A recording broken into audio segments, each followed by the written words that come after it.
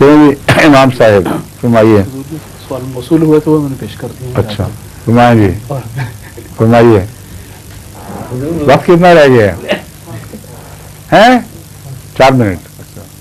मैंने यासीन सूरत एक सवाल आगे इसी वो अब लिखा नहीं हुआ। कोई बात नहीं, जुबानी बनाए। हाँ, वो ये है कि एक जगह आता है कि नबी आए तो एक आदमी भागा हुआ है, उसने कहा कि इनको मानो, लेकिन इनको मानो ठीक है। हाँ जी, तो इनको मानो, तो वो किसकी तरफ इशारा है? वो हज़रत मूसा की तरफ। और मुझे जहाँ हज़रत मूसा के इशारा वहाँ साफ जिक्र है, इशारे की वजह से कोई नहीं जी क्योंकि कुरान करीम फरमाता है कि फिरौन के कौम के सरदार मिल के हज़रत मूसा के कत्ल के मंसूबे बना रहे थे और ये फैसला दे रहे थे कि इस शख्स को कत्ल कर देना चाहिए, इसके सिवा हमारा कोई बस नहीं चलता इस पर जी। उस मौके पर उन्हीं की कौम का एक आदमी जो अपने ईमान को छुपाए हुए था, जो दिल से है मूसा को सच्चा समझता था और जानता था कि ये खुदा के रसूल हैं, मगर कौम के डर से या बाज़ हिकमतों के पेश नज़र छुपाए हुए था।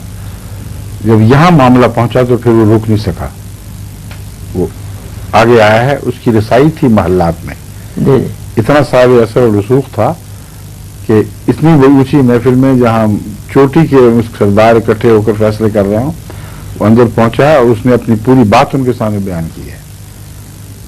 उसने कहा कि इसको छोड़ दो, इससे कोई सरोकार न रखो इस मामले में जी। और दलील ये कायम की जो हमेशा के लिए एक जिंदा दलील है। तभी कुरान करीम ने इस दलील को पेश करके उम्मत बनी नौ इंसान की रहनुमाई हमेशा के लिए फरमा दी है। ये कोई वक्ती दलील नहीं है, एक दायमी दलील है जी।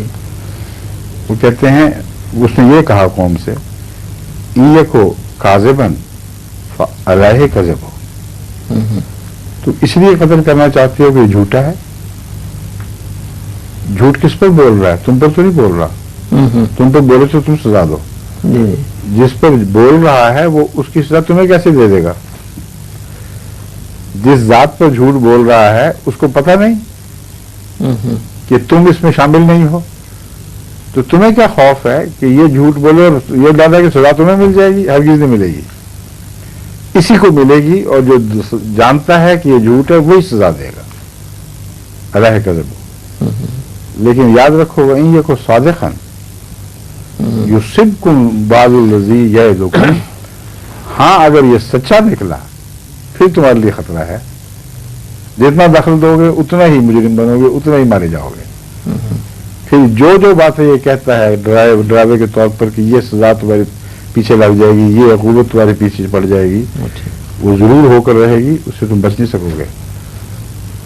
तो वो हज़रत मूसा की कौम का ही एक बहुत बड़ा बुजुर्ग साहिब फ़हम हिकमत इंसान था जो वक्ती तकाज़ों के नतीजे में ईमान को छुपाया हुआ था, मगर जब आया है क्राइसिस का वक्त फिर उसने कोई एहतियात नहीं बरती, खुल कर कौम को पैगाम पहुंचा दिया। ठीक है, अच्छा ये अब वक्त खत्म हो गया। जज़ाकल्लाह, आप खुसूसन आखिरी सवाल का